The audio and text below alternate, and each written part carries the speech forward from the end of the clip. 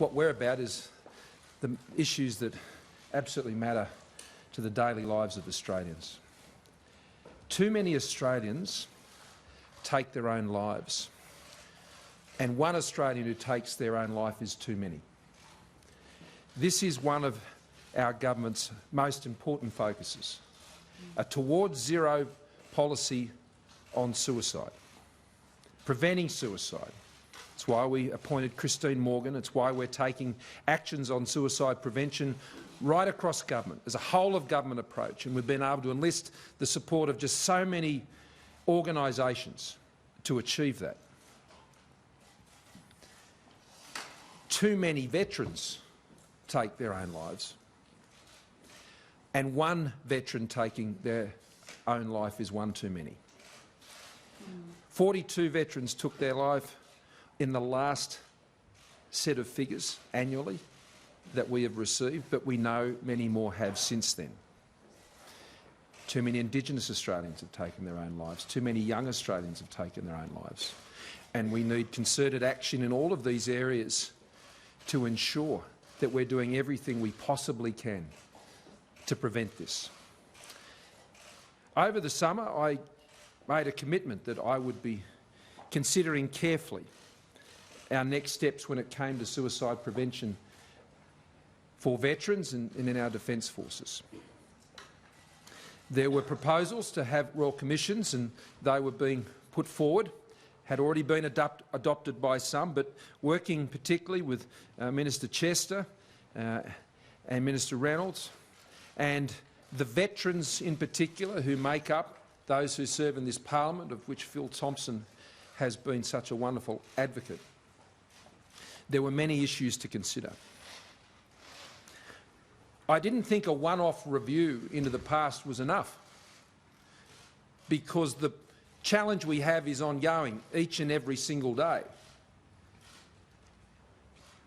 A Royal Commission that looked into those past cases was not enough, because sadly we know there will be more. We needed a solution, we needed a response that was ongoing. If you go to any RSL around the country, you will see the plaque, "The price of peace is eternal vigilance."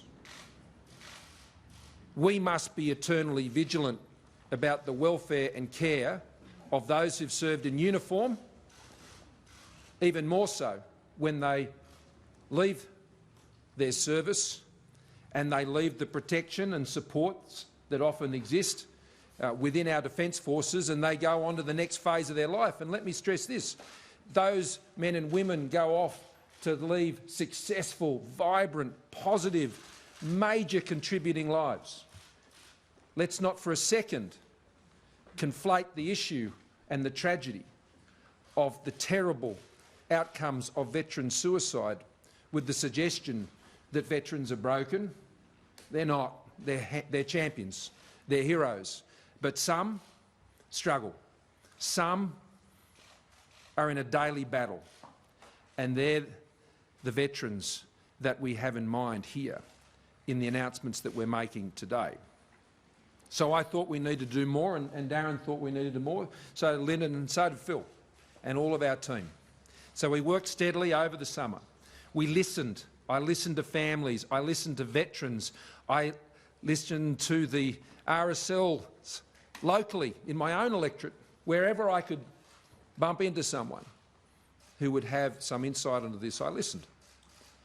And I want to commend Darren Chester for the excellent proposal that he brought forward and was considered by Cabinet on Monday of this week. And in response to that, we can announce, as you would have seen already referred to today, that we are establishing a National Commissioner for Defence and Veteran Suicide Prevention, and they will be empowered with the authorities of Royal Commissioner-like authorities to compel evidence to be provided, to sit independently. They'll ultimately sit within the Attorney-General's department. They'll have the ability to call witnesses, compel evidence, and have the remedies available to those who won't cooperate. It'll extend out into the private Sanders sphere. is elected. That's where we leave our Sky News on WIN viewers. Coming up for you now is WIN's All Australian News. If you're watching on Foxtel, we'll go back to the Prime Minister. To one of our veterans who have taken their own lives, well, I'll be asked those questions by that independent national commissioner, and that role will go forward into the future. I think that's a wonderful tribute to those who've campaigned on this issue. I spoke to Gillian Finney last night, and she told me after I relayed the news to her that she was going to tell her son what had happened. It was quite a touching moment. And she will, I'm sure, hold us to account on this, like all of those other parents will and all those other veterans will. They certainly will, and they should. And we'll continue to listen carefully as to how we implement this. The other announcement we have today is that we're establishing a families advocate within the Department of Veteran Affairs. This was also the other important lesson I learned listening carefully to these families.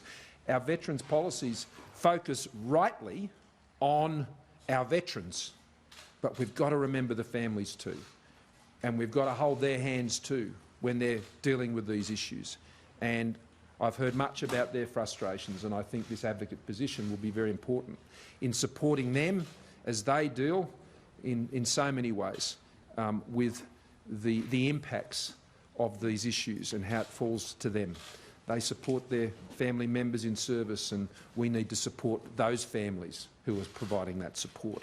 So I'm pleased to be able to make this decision. I'm pleased that our government was able to come to this view, and I thank very much Minister Chester and Minister Reynolds for the great work they've done together to ensure that we can show the same commitment and duty to those who have served us that they have shown to this country.